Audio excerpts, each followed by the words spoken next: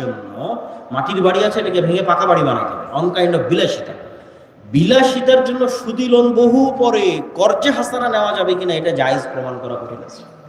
ইসলাম loan বিমুখ দিন, সবসময় লোন থেকে বাঁচতে বলা হয়েছে। কখন লোন নিবা?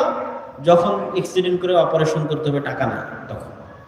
কখন লোন নিবা? বেটির বিয়ে দিতে পারতেছি না, ছেলে মেয়েকে পড়াশোনা করাতে পারতেছি না, তখন কর্জে হাসানা জায়েজ আছে। তাহলে কর্জে হাসানা দিয়ে আপনি মোটর সাইকেল কিনবেন, এসি কিনবেন, ফ্রিজ কিনবেন, সেটাই প্রমাণ করা কঠিন। শুধু লোন দিয়ে তো বহু দূরের কথা। তাহলে মূল নীতিতেই ভুল।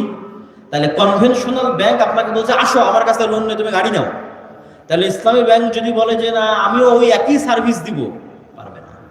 তুমি তো তখন ইসলামী ব্যাংক হবে। ইসলামী ব্যাংক মানেই হচ্ছে না তুমি বিলাসী পণ্যে লোন নিতে পারবে না। ইসলামী অর্থনীতি মানেই তুমি বিলাসী পণ্যে লোন নিতে পারবে, কর্জে হাসানা নিতে পারবে।